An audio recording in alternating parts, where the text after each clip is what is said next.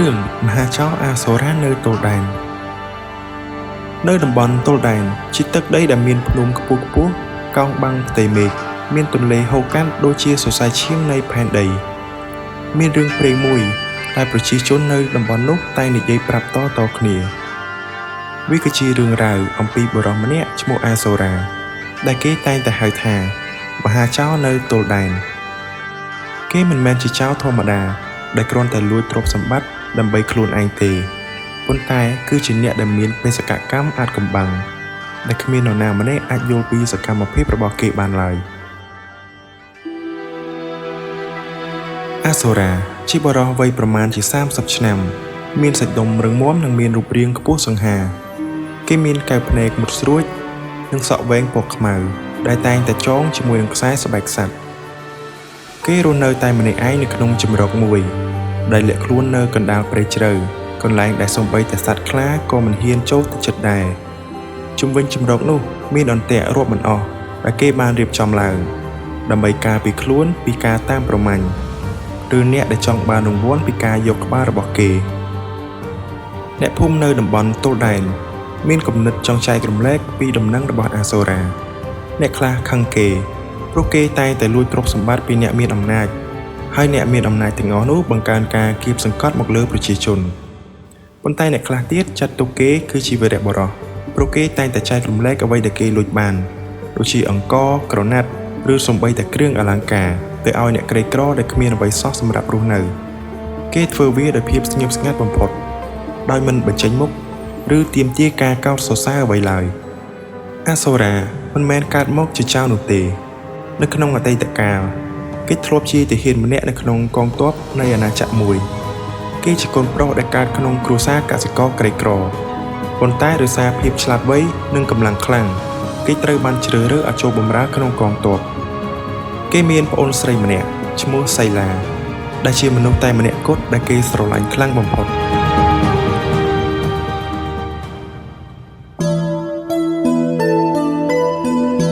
ជីវិតរបស់អាសូរ៉ាបានផ្លាស់ប្ដូរនៅថ្ងៃមួយនៅពេលគេត្រូវបានបញ្ជាឲ្យចូលក្នុងបេសកកម្ម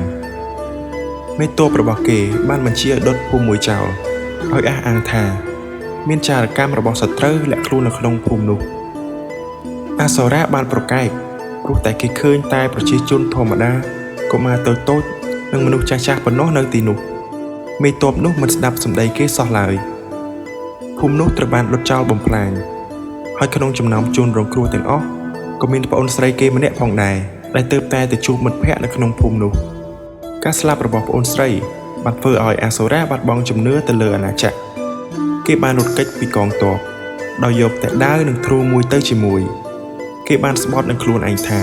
គេនឹងប្រើជីវិតដែលនៅសល់ដើម្បីប្រឆាំងនឹងអំណាចដែលជន់ឈ្លីប្រជាជនហើយការពារអ្នកដែលគ្មានអំណាចតទល់នោះហើយគឺជាដើមកំណើតនៃមហាចៅអាសូរ៉ាថ្ងៃមួយអាសូរ៉ាបានសម្រេចចិត្តលបចូលទៅទីបញ្ជាការរបស់លោកស៊ុនគឺជាមេទ័ពដ៏ល្បីឈ្មោះម្នាក់នៅតំបន់ទល់ដែនគាត់ជាមនុស្សដែលមានមុខមាត់គួរឲ្យខ្លាចនិងចិត្តឃោរឃៅគាត់គ្រប់គ្រងតំបន់នោះដោយកំដាប់ដៃដែកប្រមូលទ្រព្យសម្បត្តិតាមរយៈការជួញដូរអាវុធនិងរ៉ែមាសដែលជីកបានពីអណ្ដូងរ៉ែអាសូរ៉ាបានលើកពាក្យចចាមរាមថាលោកស៊ុនមានឃ្លាំងមាសលាក់ទុក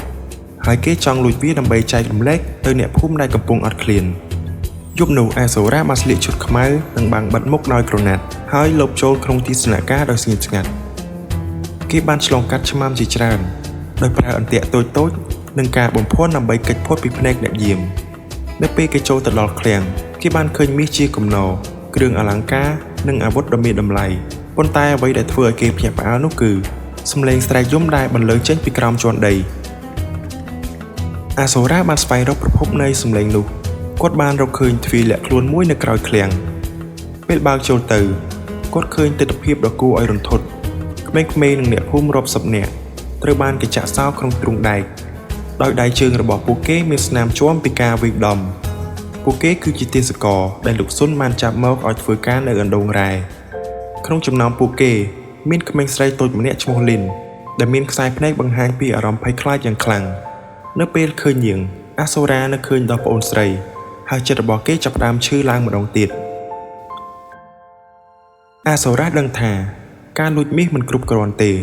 គេត្រូវបញ្ចប់អំណាចរបស់លោកស៊ុននិងរំដោះមនុស្សទាំងអស់នេះគេបានត្រឡប់ទៅជំរករបស់គេវិញហើយរៀបចំផែនការមួយយ៉ាងម៉ត់ចត់គេបានចំណាយពេលរាប់សប្តាហ៍ដើម្បីសង្កេតមើលទីតាំងរៀបចំអន្ទាក់និងការប្រមូលសម្ភារៈដូចជាម្សៅផ្ទុះដែលគេធ្លាប់រៀនពីជីវិតនៅជាទាហានគេក៏បានទៅរកអ្នកភូមិមួយចំនួនដែលគេធ្លាប់ជួយដើម្បីបញ្ចុះបញ្ចូលឲ្យចូលរួមជាមួយគេ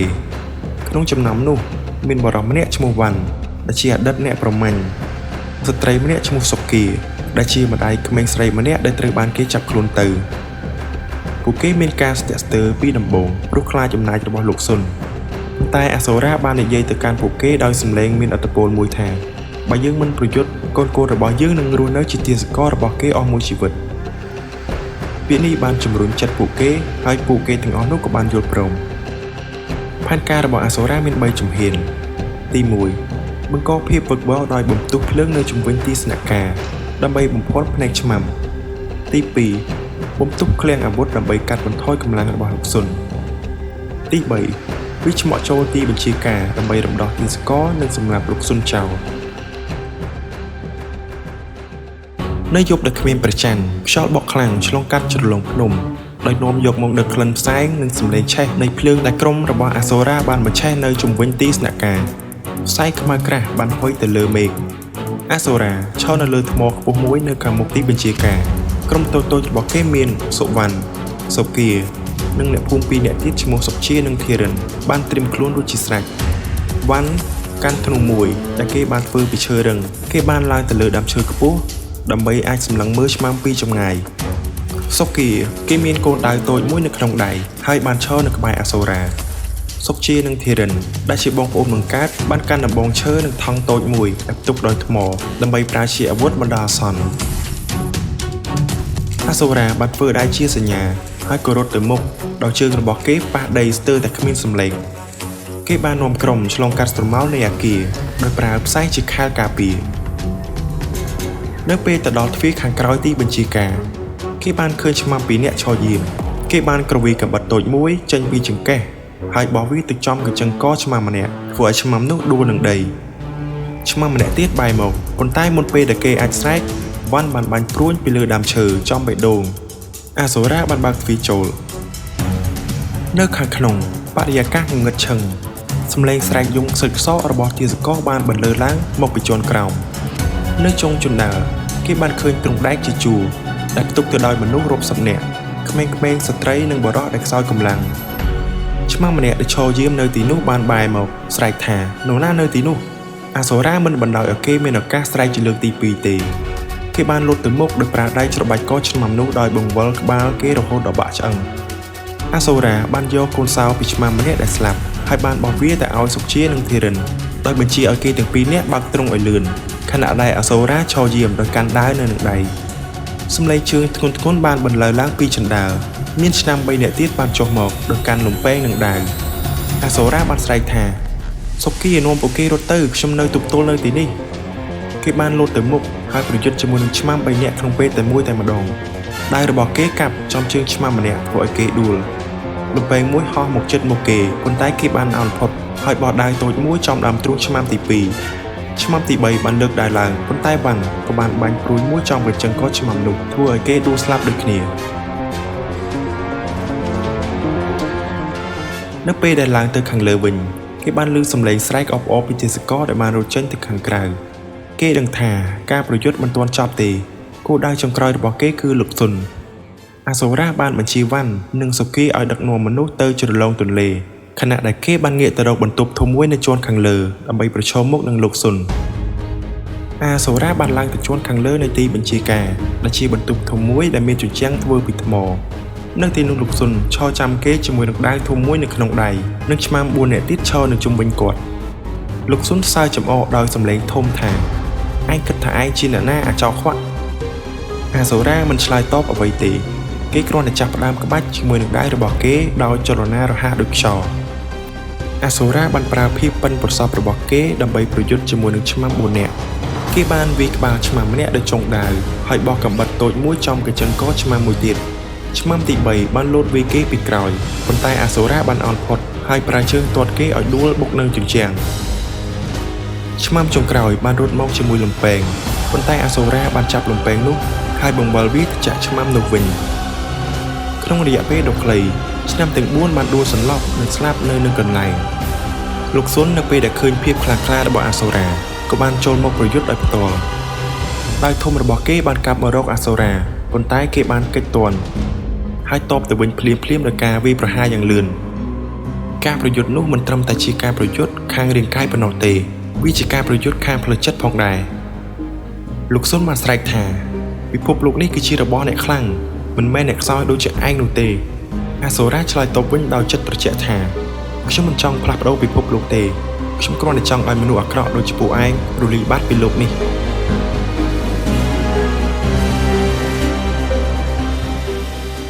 ការប្រយុទ្ធបានបន្តអស់ជាច្រើននាទីលោកស៊ុនដែលមានកម្លាំងខ្លាំងបានវាយឲ្យអសូរាដួលទៅបុកនឹងតុអសូរាប្រាប់ភាពឈឺចាប់នោះគឺជាកម្លាំងចិត្តគេបានលោតឡើងហើយវាបកដោយប្រើកម្លាំងទាំងអស់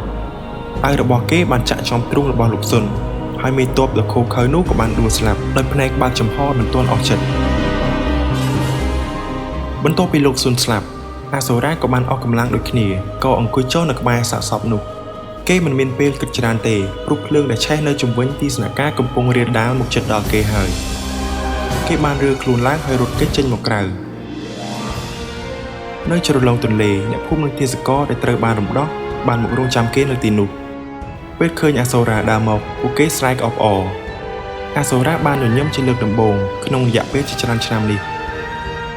គេមិននិយាយអ្វីទេគេបានប្រគល់មាសនិងទ្រព្យសម្បត្តិដែលនៅសល់ឲ្យទៅអ្នកភូមិអសូរាក៏បានងាកចេញហើយដើរចូលទៅក្នុងព្រៃវិញបាត់ទៅច្រើនឆ្នាំបានកន្លងផុតទៅរឿងរ៉ាវរបស់អសូរាបានក្លាយជារឿងព្រេងនិទាននៅតំបន់ទោលដែន